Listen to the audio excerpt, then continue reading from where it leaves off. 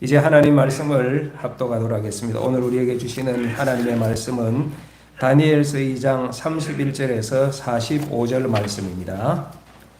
다니엘서 2장 31절에서 45절 다 같이 하나님 말씀을 받들어 읽겠습니다. 왕이여, 왕이 한 큰 신상을 보셨나이다. 그 신상이 왕의 앞에 섰는데 크고 광채가 매우 찬란하며 그 모양이 심히 두려우니 그 우상의 머리는 순금이요 가슴과 두 팔은 은이요 배와 넓적다리는 노시요 그 종아리는 쇠요 그 발은 얼마는 쇠요 얼마는 진흙이었나이다. 또 왕이 보신즉 손대지 아니한 돌이 나와서 신상의 쇠와 진흙의 발을 쳐서 부서뜨리매 그때에 쇠와 진흙과 녹과 은과 금이 다 부서져 여름 타작마당에 겨같이 바람에 불려 간 곳이 없고 우상을 친 돌은 태산을 이루어 온 세계에 가득하였나이다. 그 꿈이 이러한즉 내가 이제 그 해석을 왕께 아뢰리이다. 왕이여, 왕은 여러 왕들 중에 왕이시라. 하늘의 하나님이 나라와 권세와 능력과 영광을 왕께 주셨고 사람들과 짐승과 새와 막론하고 그것들을 왕의 손에 넘기사 다 다스리게 하셨으니 왕은 곧 그 금머리이니이다. 왕의 뒤이어 왕보다 못한 다른 나라가 일어날 것이요 실제로 또 놋 같은 나라가 일어나서 온 세계를 다스릴 것이며 넷째 나라는 강하기가 쇠 같으리니 쇠는 모든 물건을 부서뜨리고 이기는 것이라. 쇠가 모든 것을 부시는 것 같이 그 나라가 문 나라를 부서뜨리고 찌을 것이며 왕께서 그 발과 발가락이 얼마는 토기장이의 진흙이요 얼마는 새인 것을 보셨은즉 그 나라가 나누일 것이며 왕께서 새의 섞인 것을 보셨은즉 그 나라가 쇠같이 든든함이 있을 것이나 그 발가락이 얼마는 쇠요 얼마는 진흙인즉 그 나라가 얼마는 든든하고 얼마는 부서질 만한 것이며 왕께서 새와 진흙이 섞인 것을 보셨은즉 그들이 다른 민족과 서로 섞일 것이나 그들이 피자에 합하지 아니함이 새와 진흙이 합하지 아니함 같으니이다. 이 여러 왕들의 시대에 하늘의 하나님이 한 나라를 세우시리니 이것이 국권이 망하지도 아니할 것이요 그 국권이 다른 백성에게로 돌아가지도 아니할 것이요 도리어 이 모든 나라를 쳐서 멸망시키고 영원히 설 것이라. 손대지 아니한 돌이 산에서 나와서 새와 녹과 진흙과 은과 금을 부서뜨린 것을 왕께서 보신 것은 크신 하나님이 장래일을 왕께 알게 하신 것이라. 이 꿈은 참되고 이 해석은 확실하니이다 하니. 아멘. 이 장에서 보았던 느부갓네살 왕의 꿈이 이제 다니엘에 의하여서 해석이 되고 공개가 되고 있습니다. 읽으셨지만 31절을 보시면 왕이여, 왕이 한 큰 신상을 보셨나이다. 그 신상이 왕의 앞에 섰는데 크고 광채가 매우 찬란하며 그 모양이 심히 두려우니. 다니엘이 하나님께 받은 꿈과 그 해석을 느부갓네살 왕 앞에서 설명하고 있는 내용입니다. 왕이 꿈을 꿨는데 큰 신상을 보았다. 매우 크고 광채가 빛나고 두려울 정도 무서운 그런 형상의 신상이었던 것 같습니다. 32절 봅시다. 그 우상의 머리는 순금이요 가슴과 두 팔은 은이요 배와 넓적다리는 노시요 그 종아리는 쇠요 그 발은 얼마는 쇠요 얼마는 진흙이었더라. 이렇게 생긴 이상한 신상을 느부갓네살이 꿈에서 보았던 거예요. 34절 보십시다. 또 왕이 보신즉 손대지 아니한 돌이 나와서 신상의 쇠와 진흙에 발을 쳐서 부서뜨리매 그때에 쇠와 진흙과 놋과 은과 금이 다 부서져서 여름 타작마당에 겨같이 되어 바람에 불려 간 곳이 없었고 우상을 친 돌은 태산을 이루어 온 세계에 가득하였나이다. 큰 신상이었어요. 머리는 금으로 되어 있고 가슴과 두 팔은 은으로 되어 있고 배와 넓적다리는 노수로 되어 있고 그리고 다리는 쇠로 되어 있고 그 발은 새와 진흙이 섞여 있는 이상하고 무서운 그런 형상이었는데 손대지 않은 사람 손 타지 않은 돌이 그 발을 부서뜨려 버리니까 아래로부터 다 그 신상이 부서졌다. 여러분, 여러분들이 간밤에 이런 꿈을 꾸셨다면 어떻게 하시겠습니까? 복권을 사시겠습니까? 아마 그런 분은 없을 거예요. 뭔가 모르지만은 특이한 메시지가 있는 것 같지 않습니까? 이 꿈의 의미가 무엇일까? 여러분, 꿈은 느부갓네살 왕이 꾸었어요. 그 왕에게만 주신 꿈이었을까? 그렇지 아니에요. 이 꿈은 사실은 온 세상 백성들에게 주신 꿈이라고 볼 수 있습니다. 그 메시지가 여기에 담겨 있는 거예요. 오늘 그 메시지를 몇 가지로 좀 찾아보려고 합니다. 그 첫 번째는 한번 따라할까요? 역사를 주관하시는 하나님. 역사를 강물에 비유하는 것을 종종 들어요. 노래 가운데도 뭐 역사는 흐른다 그런 노래가 있잖아요. 흐르는 강물은 잔잔하지 않습니다. 경랑에 휘몰아치죠.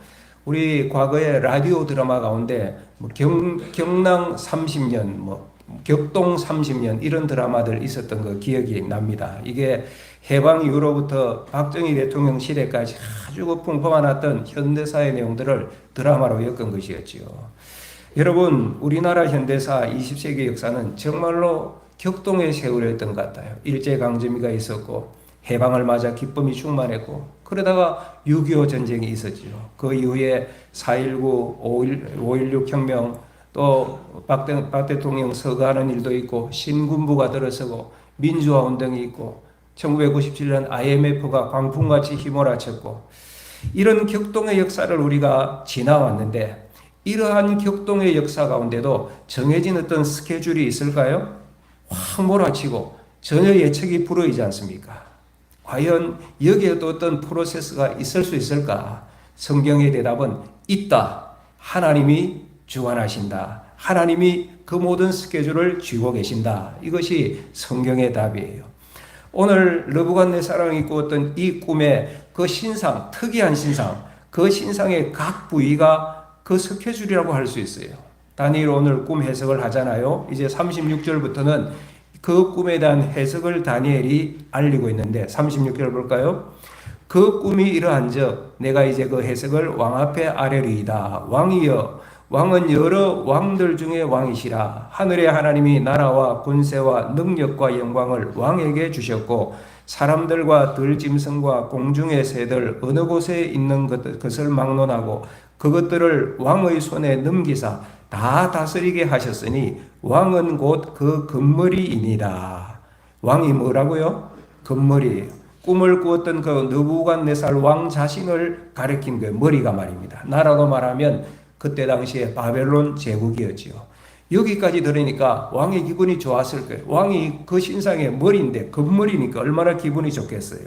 그런데 그 다음부터는 안 좋을 것 같아요.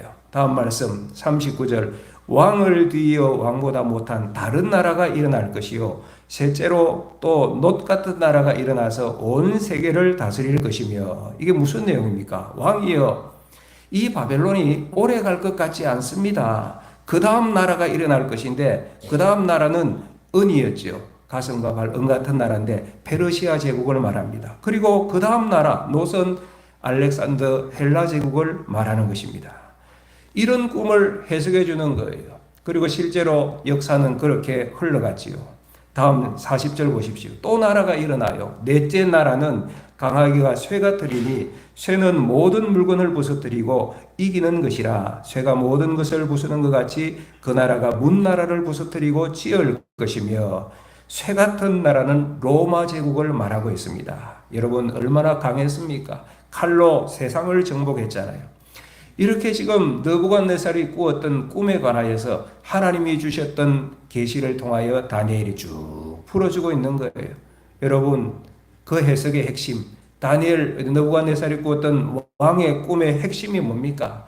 역사는 스케줄이 있고 하나님이 지고 계신다. 이것이 메시지라고 할 수 있는 거예요. 오늘 예배 참여한 여러분들이 이 메시지를 믿음으로 받을 수 있기를 바랍니다. 이것은 지금도 유효합니다. 여러분, 지금 우리나라는 태평성대입니까? 격동의 시대일까요? 여러분 어떻게 생각하세요? 지금은 어떻게 생각할지 모르지만 전체적으로 보면 지금도 여전히 격동의 시대일 것입니다. 아마 우리가 죽은 다음 나중에 역사가 되리고 할 때 격동 21세기 대한민국 이런 글이나 책이 나올 수도 있을 거예요. 여러 방송에서는 지금 우리 한국의 시대상들이 구한말 상황과 비슷하다 이런 얘기를 종종 듣습니다. 미국과 중국이 한반도를 중심하여 패권 경쟁을 다투고 있어요. 일본의 군사 문제, 러시아의 위협들, 거기에다가 북한의 핵 문제도 있고 몇 년 전에 우리 누구도 예상하지 못했던 코로나 같은 그런 광풍들이 몰아쳐왔고, 그러니까 지금은 모를지 모르지만은 한 세기 몇십 년 지나면 우리가 살았던 이 세기가 격동의 시대였다고 알게 될 거예요. 그러나 이런 거친 세파에도 역사의 스케줄이 있답니다. 누가 지고 계시는가? 오늘 본문의 말씀은 하나님이 지고 계신다고 말씀하세요. 지금은 우리가 잘 모를 수 있어요. 분간 가지 않을 수 있지만 나중에 보니까 이 모든 시간의 역사들을 하나님께서 손에 쥐고 계시고 주관하시고 다스리시고 역사하셨다는 사실입니다. 오늘 두 번째로 한 걸음 더 나아가서 생각해 볼 것은 이 역사의 마지막입니다. 역사의 과정도 그렇지만은 두 번째는 최후의 승리를 이루시는 하나님을 오늘 교훈 받으셔야 될 것입니다. 과정이 중요하죠. 그러나 사실 마지막이 중요하잖아요. 역사도 그렇습니다. 중간 단계가 중요하지만 결국 그 끝이 어떻게 될 것인가가 관건 아니겠습니까?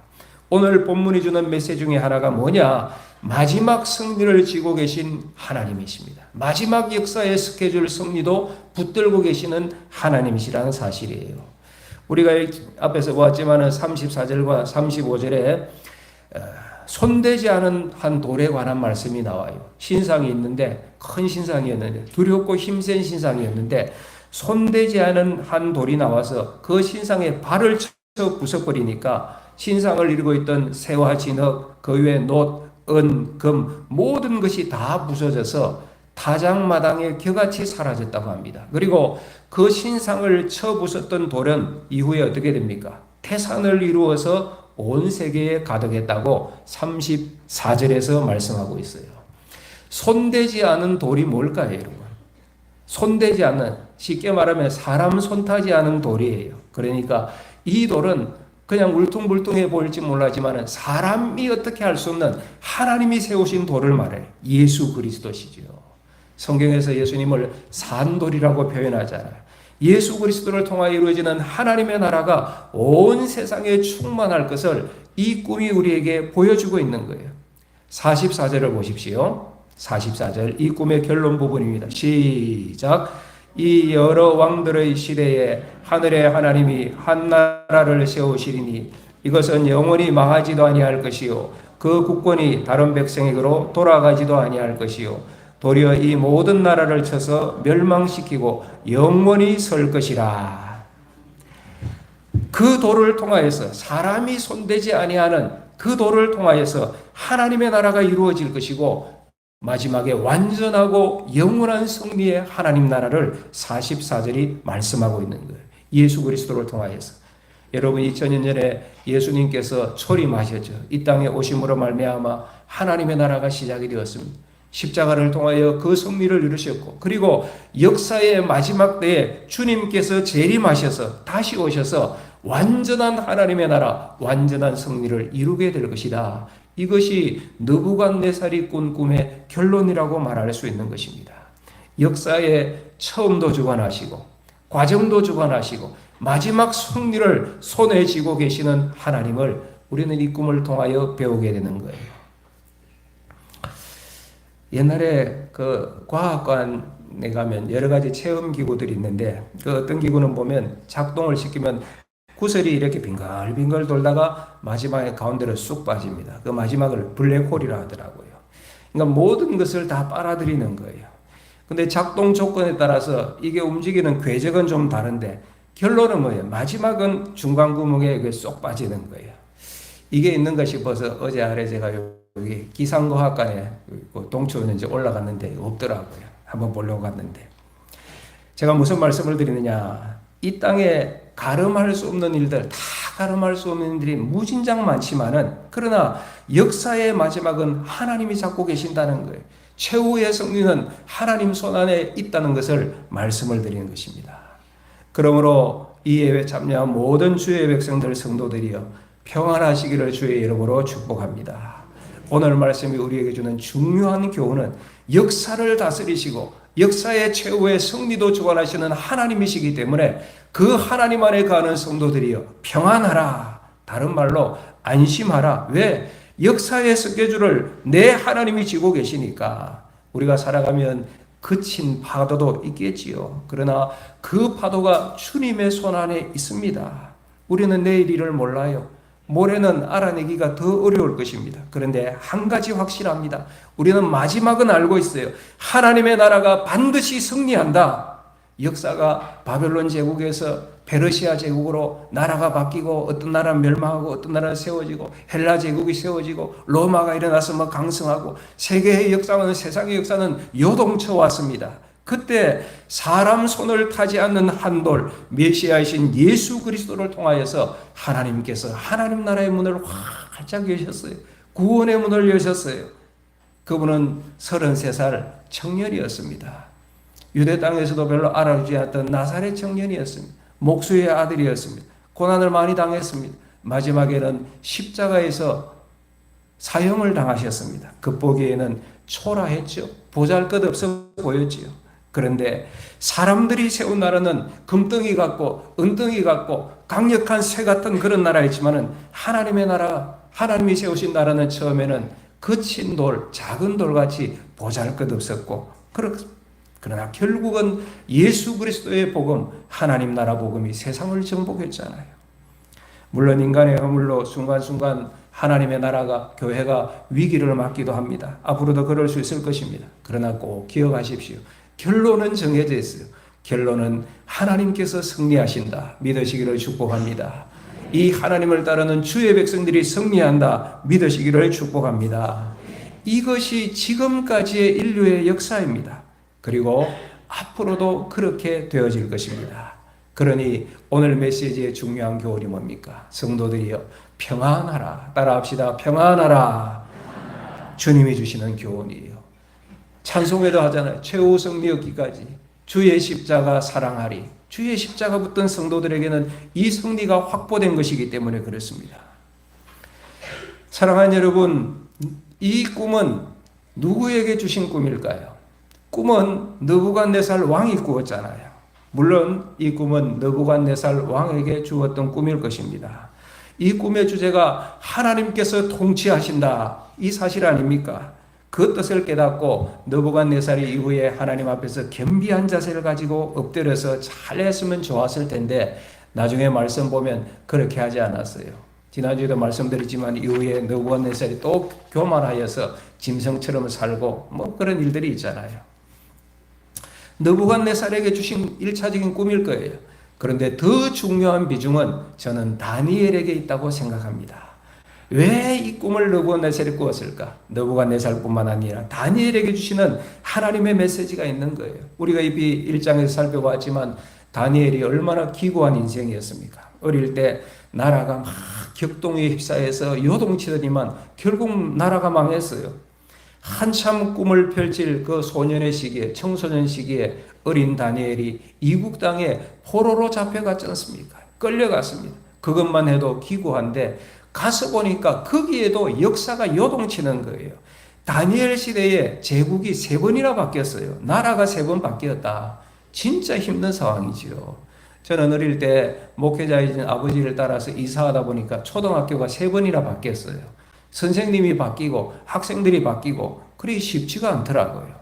그런데 나라가 자기 인생 가운데 3번이나 바뀌었다 생각해 보면 얼마나 힘든 시기였고 격동의 세월이었겠습니까? 불안하고 이런 다니엘에게 하나님께서 말씀하시는 거예요. 다니엘아, 불안해하지 말아라. 내가 역사의 스케줄을 쥐고 있다. 역사의 마지막도 내가 붙들고 있다. 반드시 승리한다. 이 꿈을 받았을 때 다니엘에게 얼마나 위로가 되었겠습니까? 얼마나 마음에 평안이 되었겠습니까? 사랑하는 여러분, 이 말씀은 다니엘뿐만 아니라 더 나아가면 또한 오늘을 살아가는 성도들인 우리에게 주시는 하나님의 메시지입니다. 오늘 이 예배 참여한 모든 성도들이여 주의 이름으로 권하는데 평안하시기를 축복합니다. 나라 걱정으로 너무 불안해하지 마시기 바랍니다. 원래 좀 잘 안 하지요. 우리 한국 백성들 특징이 별 동요를 잘 안 해요.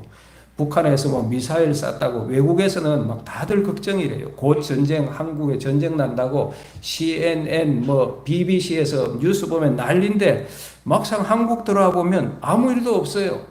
또 쐈대? 또 쐈나? 이번에는 동해로 쐈대, 서해로 쐈대. 뭐 이러고 있어요, 한국 백성들은.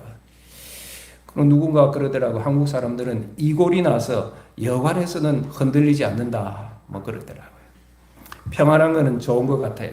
저 개인적으로는 앞으로도 우리 민족이 평안하기를 바라는데 오늘부터 우리 성도들은 그 평안의 이유는 좀 바뀌면 좋겠어요. 이전에는 하도 야단하니까 이골이 나서 대수롭지 않게 얘기했을지 모르지만 지금부터는 하나님께서 통치하신다. 하나님이 우리나라의 역사를 쥐고 계신다. 역사의 스케줄을 쥐고 계신다. 그래서 하나님의 백성이 나는 평안하다.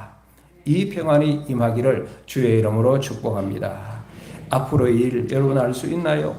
우리나라의 일 예측할 수 있나요? 패권 경쟁 다투는 미국과 중국이 어떻게 되어질지 우리는 알지 못해요.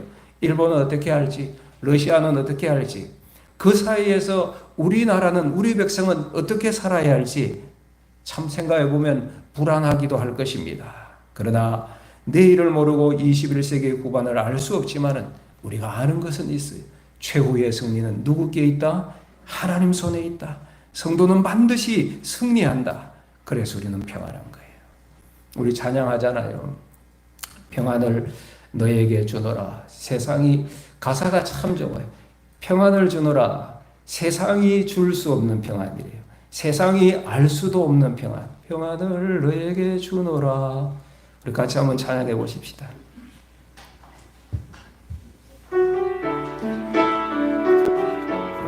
주의 평안을 여러분들의 마음속에 새기며 찬양하시면 좋겠습니다. 주님의 말씀이거든요.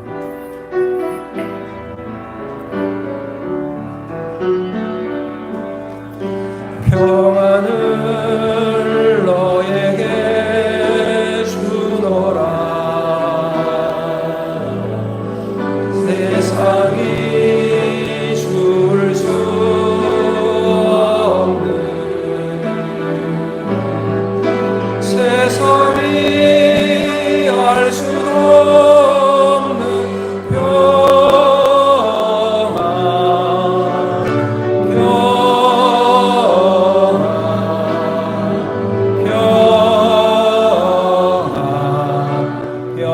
평안을 내게 주노라.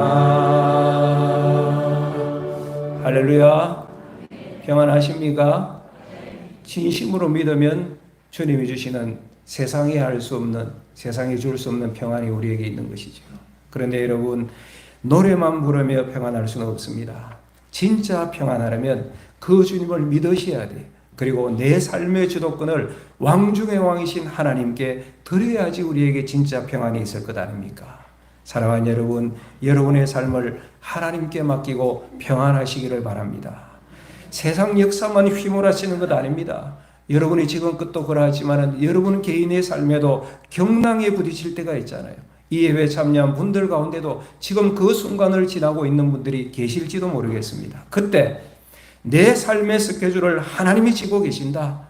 내 삶의 최후의 승리도 하나님 손안에 있다. 이것을 믿고 여러분이 할 수 있는 일들을 최선을 다하되 결과는 하나님께 맡기시기를 바랍니다.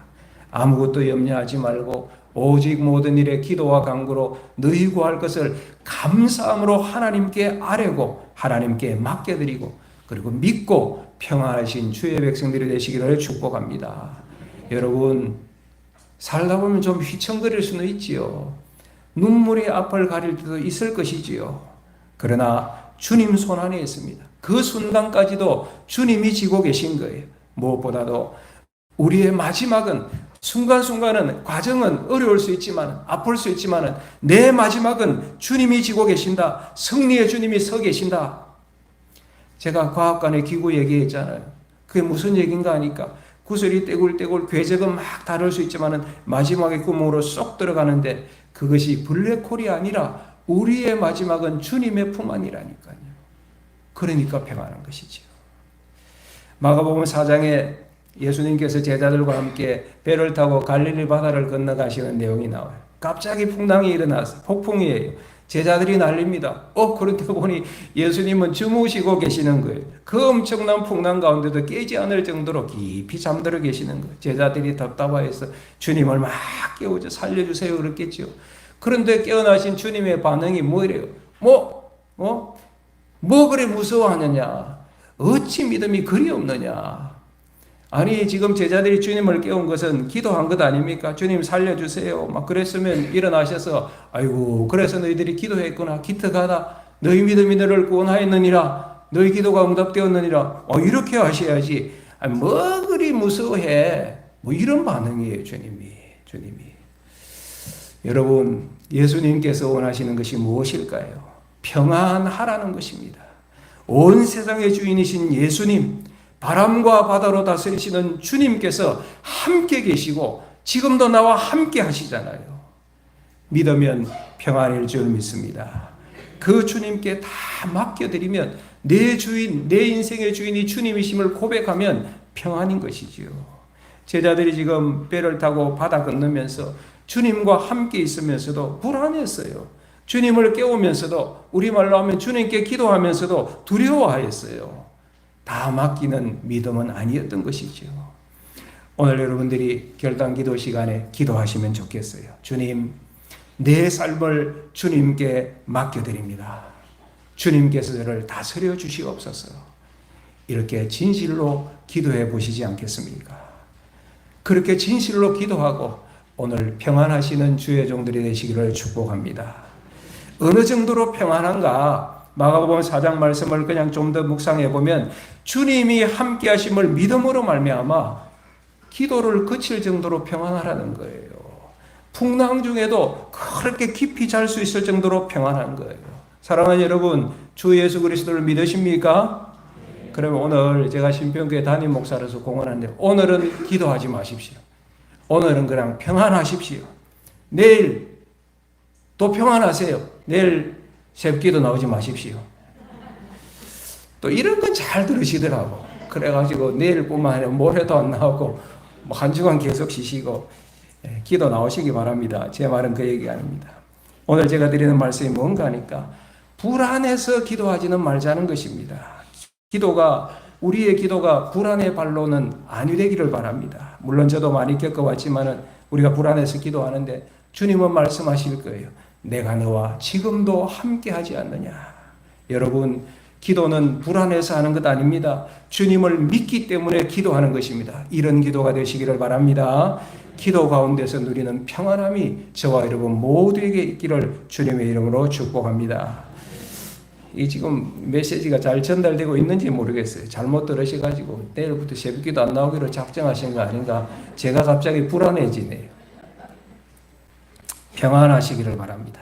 하나님이 여러분의 삶을 지금도 주시하시고 붙들고 계십니다. 제가 이 말씀 준비하면서 뜬금없이 생각났던 찬양이 하나 있어요. 요게벳의 노래라고. 이게 다니엘 노래가 아니고 요게벳은 모세의 어머니 아닙니까? 그 모세, 어린아이 모세 키울 수 없어서 나일 강물에 띄우면서 뭐 그런 가사들인데 그 노래가 뜬금없이 생각나더라고요. 가사가 이렇습니다. 작은 갈대 상자 물이 새지 않도록 역청과 나무진을 칠하네. 어떤 마음이었을까? 뭐 어떤 마음이었 슬픔, 또 불안, 뭐 그런 마음이었겠죠. 어떤 마음이었을까? 그녀의 두 눈에 눈물이 흐르고 흘러 상자를 강가에 띄우며 간절히 기도했겠지. 그 다음 가사가 제 마음이 가더라고요. 정처 없이 강물에 그 갈대 상자가 흔들흔들 흘러내려가는 그 상자 보며 눈물 흘렸겠지. 여러분, 우리 인생이 그런 것 같아요. 거친 새바가 오니까 이리 흔들리고 저리 흔들리고. 이게 우리 인생 아닙니까? 마지막 부분의 결론, 찬양 결론이 이래요. 가사가. 너의 삶의 참주인, 너의 참부모신 하나님 손에 너의 삶을 맡긴다. 너의 삶의 참주인, 너를 이끄시는 주 하나님, 그 손에 너의 삶을 드린다. 이런 가사인데, 우리 주신 말씀 생각하며 여러분 자신의